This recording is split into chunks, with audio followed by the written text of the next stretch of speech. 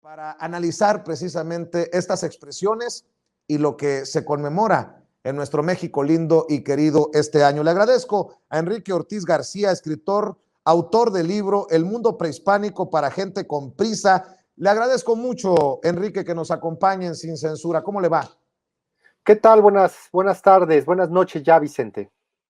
Así es, buenas tardes, buenas noches, dependiendo en dónde nos esté sintonizando la gente conectada a Sin Censura. Enrique, primero, antes de entrarle a su libro y antes de entrarle a hablar de la caída de Tenochtitlán, ¿qué piensa de estas expresiones de repudio, tal vez desde la ignorancia, acerca de esta maqueta que puede o no gustarnos, la maqueta del Templo Mayor en el Zócalo de la Ciudad de México, pero que ha llevado a muchas personas en redes sociales a olvidarse de lo importante? ¿Qué piensa, Enrique? Bueno, para mí es un esfuerzo importante. ¿En qué sentido? Creo que es una forma nueva de acercar la historia a las personas, ¿no? Muchas personas, muchos mexicanos, pues no tienen la oportunidad, ¿verdad?, de invertir en libros, no tienen la oportunidad o el tiempo, ¿verdad?, de ponerse a leer los libros, incluso asistir a un museo. ¿Por qué razón? Porque aunque los museos son gratuitos en domingo, pues muchas familias no tienen la oportunidad de darse ese placer, ¿no? ¿Por qué? Porque tienen que trabajar. Si van al museo el domingo, el lunes tal vez no tienen que comer, ¿no? Y evidentemente esto impide que tal vez conozcan estas maquetas, que impide que vean estas ilustraciones, que ojo, no es lo mismo incluso ver una ilustración, ¿no? Un esquema, que poder ver una maqueta, pues una maqueta monumental. Esta mide 16 metros de altura, que no es a escala de el Hueyteocalli de Tenochtitlan. Ahorita hablaremos de eso, perdón. Tenía 45 metros de altura hasta la plataforma superior, el Hueyteocalli o Templo Mayor. Entonces, a mí me parece algo pues interesante, a mí me parece importante porque cuántas familias, cuántos jóvenes, adolescentes y niños, al ver esta maqueta en el Zócalo, pues se van a acercar a la cultura, se van a acercar a la historia. ¿Cuántos no podrán llegar a su casa tal vez, si tienen internet, si cuentan con el servicio, pues a googlear, a buscar información sobre quiénes fueron estos mexicas, que también los conocemos como aztecas, ¿no? ¿Quiénes construyeron este magnífico templo que en verdad yo que me dedico pues a la divulgación cultural, yo que me dedico a la historia, a la escritura de novelas históricas, pues a mí me impacta ver esta estructura, así sea de andamios, de fibras sintéticas, de fibra de vidrio, creo. A mí me impacta ver esta estructura. Creo que eso es lo rescatable desde mi punto de vista, ¿no? Muchas personas están criticando la situación de que, como por un lado tenemos esta maqueta y por el otro lado no se ha arreglado el techo, la techumbre de lo que es la Casa de las Águilas en la zona arqueológica de Templo Mayor, ahí a unos escasos metros, ¿no? Sin embargo, pues bueno, el INAH publicó un comunicado en el cual pues comenta que son trabajos que toman su tiempo, trabajos que no son de manera inmediata, aunque sí, Vicente, hay que mencionar que pues evidentemente sí se han tardado demasiado, ¿no?, en realizar estos trabajos. Pero esa sería mi postura. Te soy sincero, a mí me hubiera encantado tal vez haber hecho un monumento que perdurara por generaciones y que embelleciera nuestra ciudad.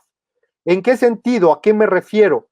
De tal vez un conjunto escultórico, de, como dirían los antiguos conquistadores, de cal y canto, mármol, bronce, ¿sabes? Algo que nuestros nietos, nuestros hijos o tataranietos, pues pudieran verlo pues en varios años, en varias décadas, y yo poder decir, tú poder decir, pues yo estuve en la develación de ese monumento. Y imagínate cuántas generaciones tuvieron que pasar para que ahorita nosotros podamos decir, conmemoramos los 500 años de la caída de Tenochtitlan y su heroica defensa encabezada por Cuauhtemotzin, este hijo de Ahuizotl, quien finalmente pues entregaría a Cortés cuando fue capturado por el García Holguín, un capitán de un bergantín, ya en la parte norte de lo que era Tlatelolco en aquel momento, ¿no? A mí sí me hubiera gustado tal vez algo por el estilo, evidentemente algo bien invertido, ¿no? No como otros monumentos, pues que han sido un desfalco, ¿no? Al erario, que han Dígalo, sido, Enrique, dígalo, Enrique, desde dígalo, mi la punto estela de de vista, luz. pues sí, ¿no? Innecesario, realmente un derroche, ¿no? Eso es mi apreciación sobre este templo. También es importante, Vicente, que para poderte yo dar un panorama completo, pues esperar, ¿no? Esperar a que se muestre este espectáculo, ¿no? Que va a ser un espectáculo de luces, de sonido.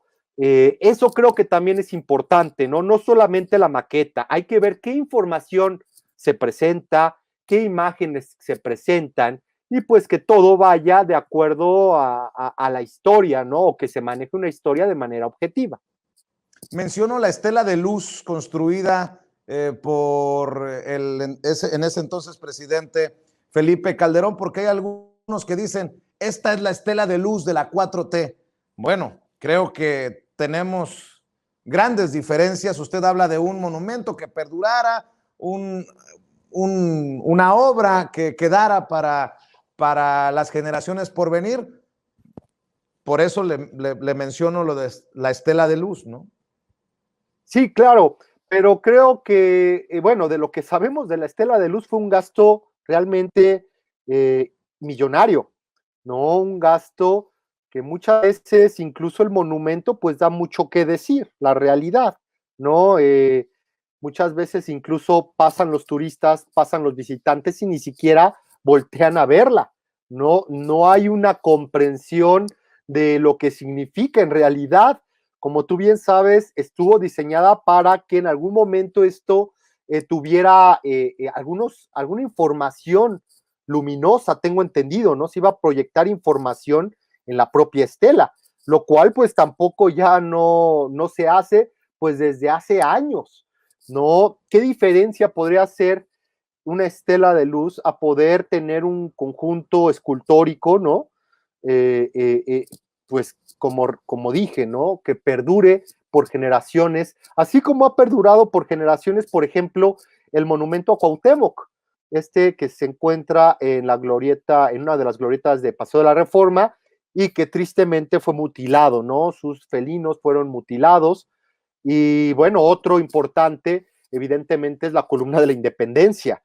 Esto se realizó en 1910, se inauguró en septiembre por el presidente Porfirio Díaz en su momento, para conmemorar los 100 años del México independiente, ¿no? Que realmente conmemora, pues, el grito de independencia, el inicio de la lucha insurgente, porque recordemos que la independencia se consuma hasta 1821. Pero me refiero a algo de esa naturaleza, ¿no? Enrique, le iba a preguntar qué tan importante resultaba para el mexicano, para la mexicana, conocer más sobre la caída de Tenochtitlán y tal vez provocada precisamente por esta maqueta o por estos esfuerzos del gobierno de México en este año de aniversario. Sí, claro. Y luego leo lo que publican en Letras Libres y digo, no es solamente importante, urgente, porque no podemos estar a merced de los muchas veces autonombrados intelectuales, como los que escriben en Letras Libres, con mucho respeto, la revista de Enrique Krause, y dicen, Cortés fue un hombre de acción, pero también un lector reflexivo. Defendió una causa de la guerra justa e impulsó un Estado moderno.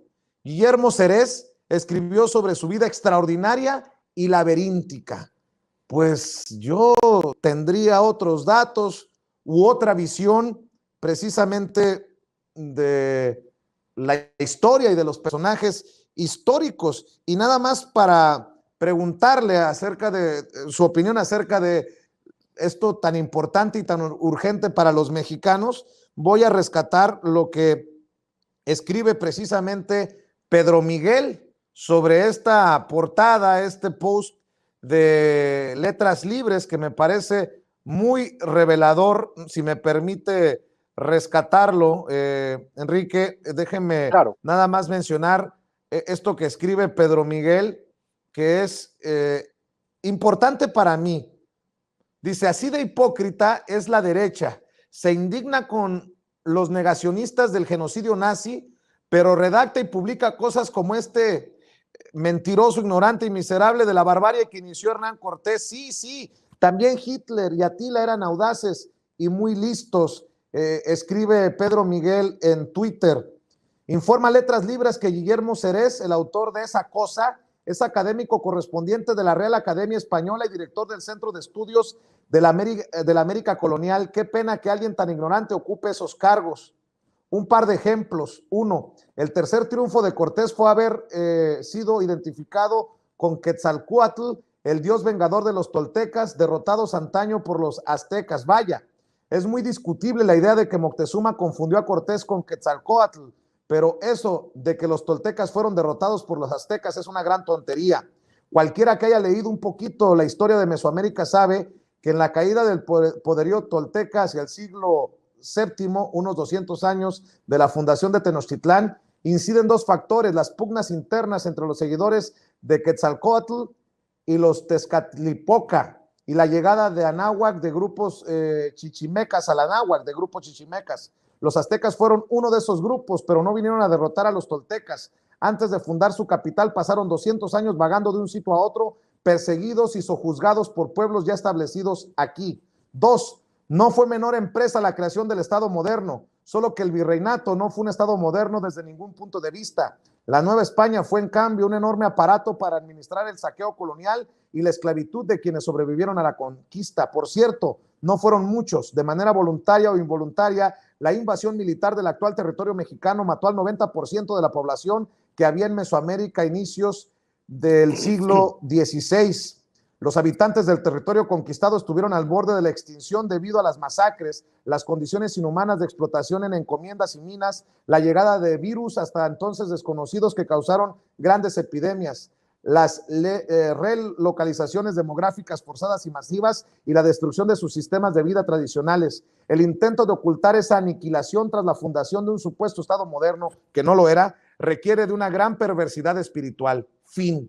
Y esto me lleva también a recordar que hace muy poco el rey de España, que no quiere acceder a la disculpa que ha pedido el presidente Andrés Manuel López Obrador para los pueblos originarios, premió al fundador, director, dueño de Letras Libres, Enrique Krause. Deme su opinión, perdón por el largo planteamiento, Enrique. Sí, si quieres, vamos por partes porque es muy amplio, no todo lo que ahorita comentamos. De hecho, bueno, es importante acotar que evidentemente los toltecas, el apogeo tolteca va de alrededor del siglo X al siglo XII después de Cristo, cuando se funda Tolanchi-Cocotitlán, que es la actual Tula, en Hidalgo.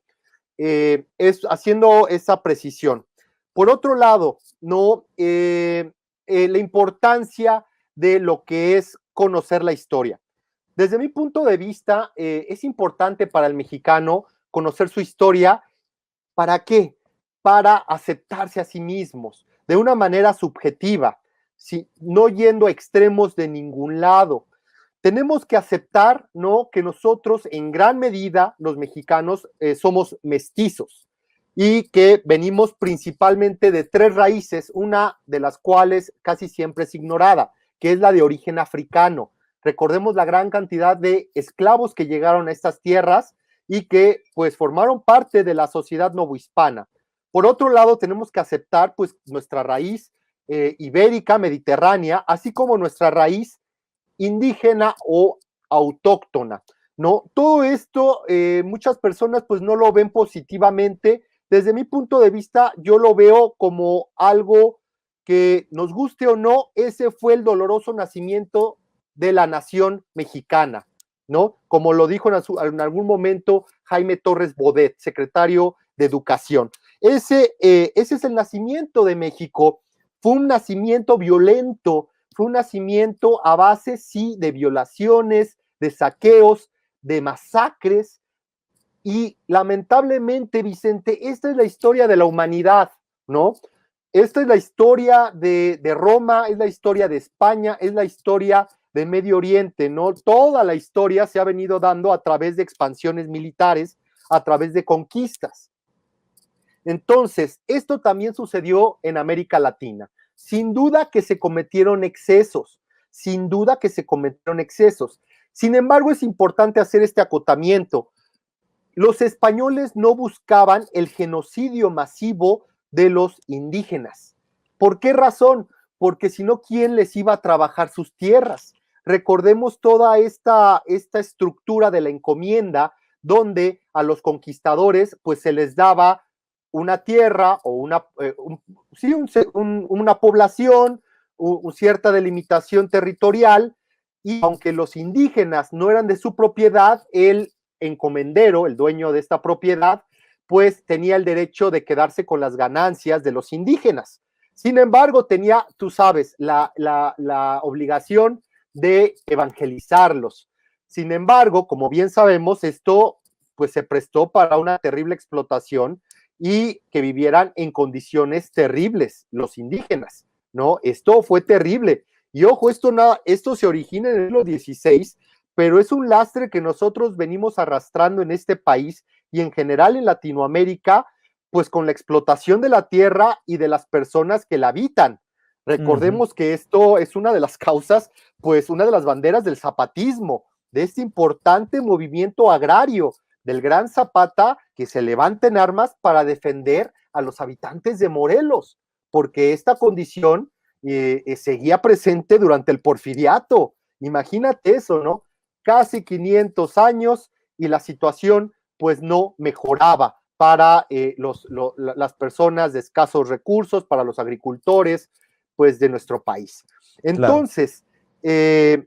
Pues bueno, es lo que te puedo decir. Los españoles no buscaban un genocidio.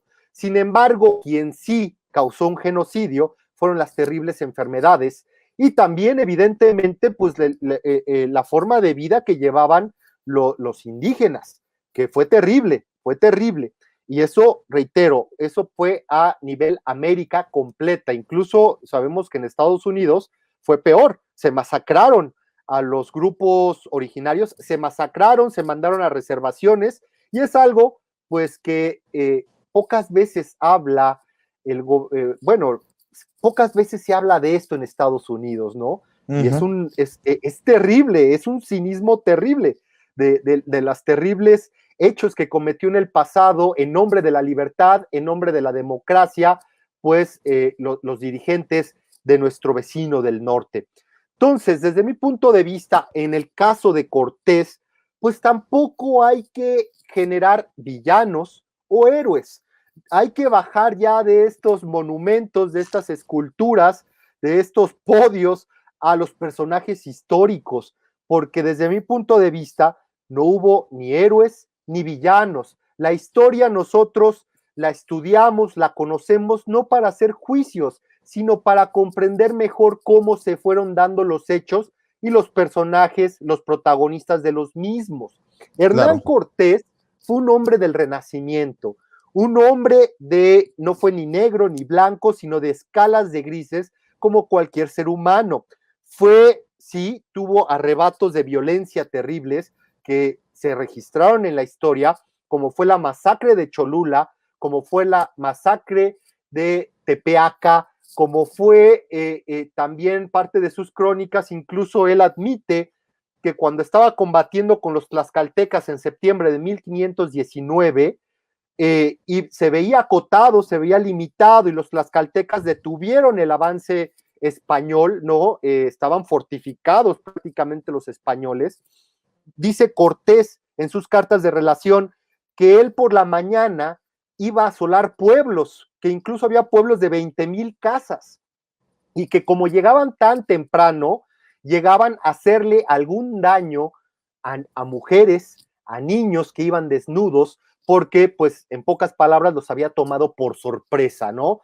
Imagínate esta barbarie, hacerle algo de daño, infligir algo de daño a mujeres, niños, ¿no? Que iban desnudos y salían corriendo de las poblaciones, porque se encontraban en guerra con los tlaxcaltecas, ¿no? Esto, pues evidentemente es una barbaridad, pero entendamos el contexto, Claro. que se encontraban en guerra, ¿no? Y los tlaxcaltecas, pues tampoco se medían el corazón, pues para atacar a las mujeres o a los jóvenes que formaban parte de la expedición de Hernán Cortés. Hernán Cortés, podemos decir que también fue un hombre muy culto, sabía latín, había leído mucho, y por ahí también incluso sabemos que estuvo caminando por Salamanca y que posiblemente tomó algunas clases en la Universidad de Salamanca, una de las más prestigiosas de la península ibérica. Entonces, es un hombre de contrastes, que por un lado es violento en la guerra, pero sabe cómo medir la violencia, pero por el otro lado, él trata de impulsar el mestizaje contrario a otros personajes históricos, a otros conquistadores, por ejemplo, los Colón, ¿no? Cristóbal y Diego Colón, que eran un grupo de esclavistas de primer nivel, masacraban incluso a sus propios españoles, a sus propios colonos, imagínate eso, los mutilaban, hacían unas barbaridades. Y hay una gran lista de conquistadores que realmente fueron psicópatas, entre ellos Nuño de Guzmán, enemigo terrible de Hernán Cortés, que él fue el que estableció la conquista de lo que actualmente es el estado de Jalisco, ¿no? Nueva Galicia, y causaba unas masacres que hasta los mismos reyes españoles mandan a hacer una investigación a este personaje y se lo mandan a España en cadenas, imagínate, y allá en prisión muere en España en prisión por las atrocidades que realizaba este personaje. Entonces, pues, ahora sí que hay de todo en la viña del Señor. Desde mi perspectiva, qué lástima que el conocer el latín o haber ido a una de las universidades más con más prestigio no le haya dado la capacidad a Hernán Cortés de evitar las masacres de las que usted mismo nos está hablando, Enrique Ortiz García. Enrique, ¿por qué no cerramos invitando a la gente para que lo siga en redes sociales y también pues invitar a la gente que quiera para que busque El Mundo Prehispánico para Gente con Prisa? Sí, les invito a que me sigan en mis redes sociales, ¿no? Que es @Cuauhtémoc_1521. Y pues les invito a leer mi libro, El Mundo Prehispánico para Gente con Prisa, donde van a conocer la vida cotidiana de los antiguos mexicas. Es importante saber, bueno, dos cosas, ¿no? Por un lado, a los mexicas siempre se les asocia con la violencia, sacrificio humano y guerra. Pero ojo, esta cultura fue mucho más allá de lo que fue la violencia. Y este libro de eso va, ¿no? Demostrar lo depurada, lo sofisticada que fue esta civilización. Y por el otro lado, Vicente, también es importante no mencionar que los mexicas, pues también eran un grupo súper violento, que tampoco se tentaban el corazón, tocaban el corazón, pues para realizar también masacres, saqueos, ¿no? Entonces, a lo que voy es, sí, tristemente, la historia está hecha con violencia, la historia está hecha con la guerra, ¿no? Así somos terriblemente, ¿no? Como especie, y bueno, espero creo que las cosas van cambiando década con década, siglo con siglo. Enrique Ortiz García, es fascinante debatir, hablar, dialogar sobre esto que no lo hacemos tan seguido como deberíamos. Y qué bueno que se anima a hacerlo aquí en Sin Censura. Le mando un abrazo y regresamos muy pronto para seguir hablando de estos temas en este espacio libre como el viento, si le parece. Claro, muchas gracias y buenas noches. Buenas noches.